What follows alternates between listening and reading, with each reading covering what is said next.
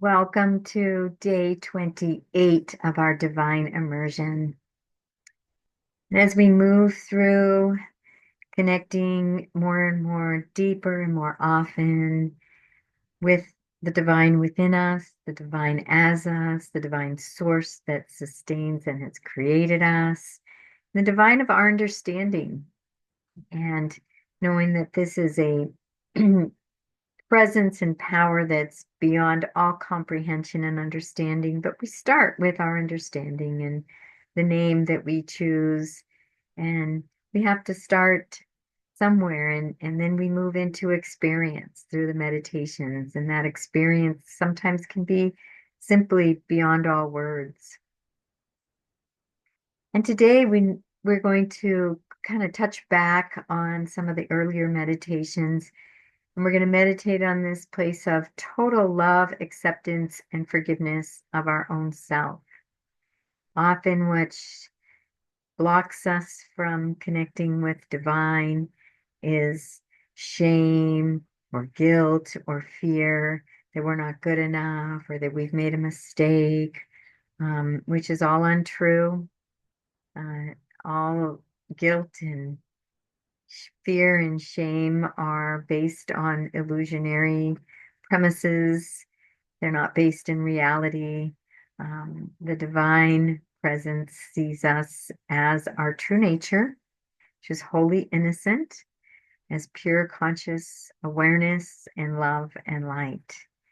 And yes, as human beings, as the infinite consciousness animates through the DNA, we we're we are we have conditioning and we animate through that. And we're doing our very best to refine ourselves through this DNA and clear out the conditioning and the programming and let go of lifelong patterns that are habitual and lifelong thought thinking errors that are generational. And we can forgive ourselves. We come down as pure innocence, and we do our best between the genetics and environment and the experience of being human.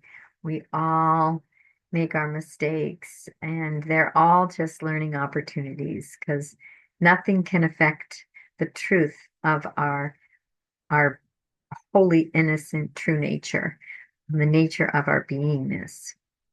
We were created and sustained by Source, and Source holds that safe, that innocence. So we're going to take these 10 minutes. We'll start really bringing this focus on forgiving ourselves and creating a new perspective of um, our true nature as wholly innocent, completely innocent, all innocent, and our learning experiences and our mistakes as opportunities to grow, opportunities to learn. And we want to grow and we want to learn. That's why we have come. Don't want to ever stop learning. We can always learn. Even the highest spiritual master still seeks learning opportunities. Um, let's begin. Closing your eyes, taking a nice deep breath in the belly, calming the nervous system, feeling the physical body supported by the earth, diving in deep inside our own self, bringing our awareness in towards our beingness, our consciousness, our aliveness, and being there as this complete, non-judgmental, all-loving witness, friend to our own self, and making this intention to really acknowledge the truth of our being as innocence and purity, love and light, child of the universe, created and sustained in the likeness of the God of our understanding, which is all love, all light, wholly innocent and pure.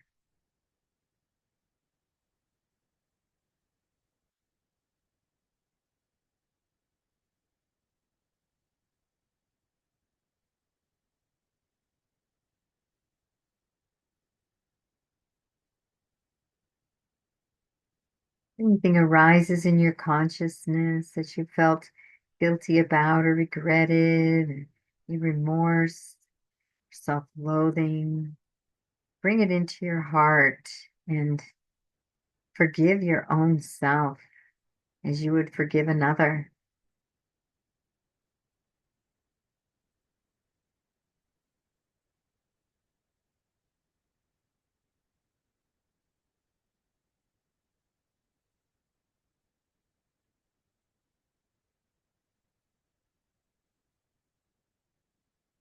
Letting go of your judgments, knowing that you really can't judge. You have such a limited amount of information, such a tiny perspective. It's really hard to make a judgment with such partial information when even our five senses see just a fraction of what is actually present, a tiny little light spectrum in the vast spectrum of light from infrared to ultraviolet.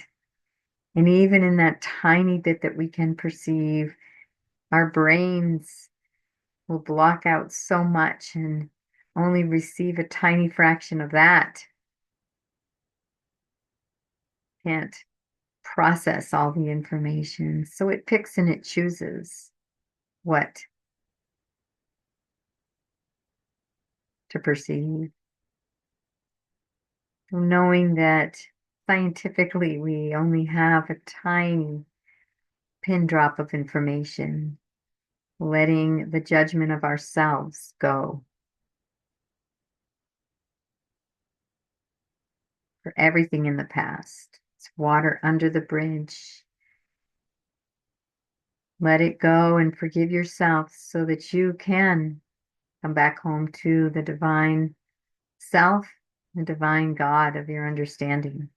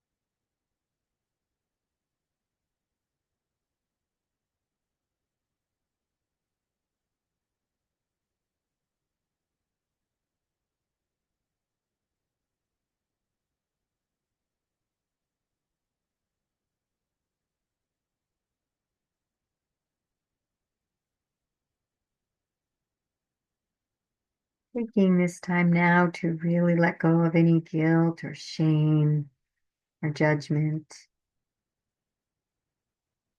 from any conditioning, any beliefs, any programming from the culture, the family, religion, the community that you are born into. Is even these filters and programmings are based on pin drop of information. So no one can judge a guilt with only a fraction of information. And in all the philosophies of ancient yogic philosophies, we are a pure consciousness,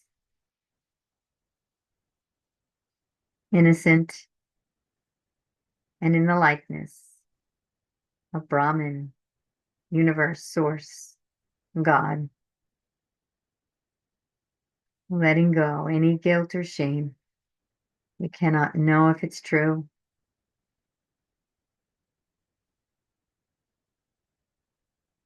And we can trust ancient philosophy that tells us that our true nature is innocence.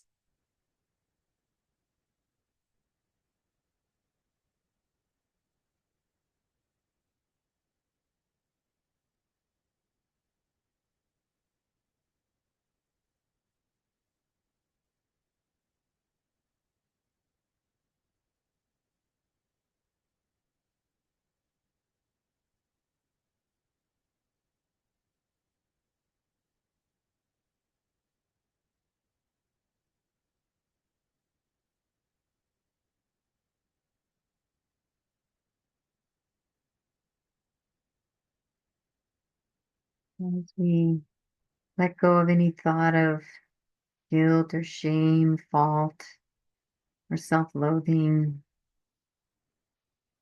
we ask for the yama of ahimsa, nonviolence, and truthfulness. We be nonviolent to ourselves by deeming ourselves anything less than wholly innocent as our truest and deepest nature.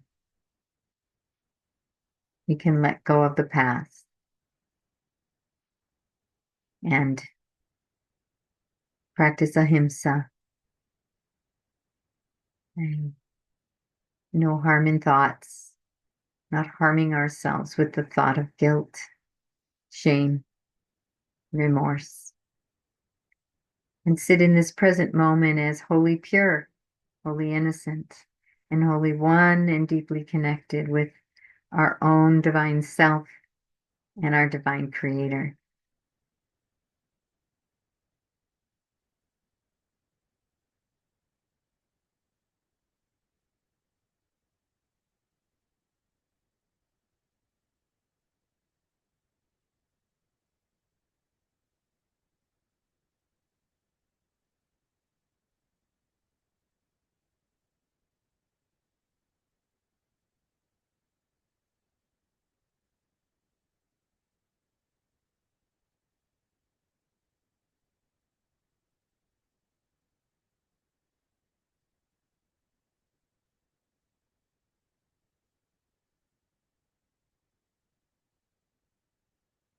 A nice deep breath into the lower belly.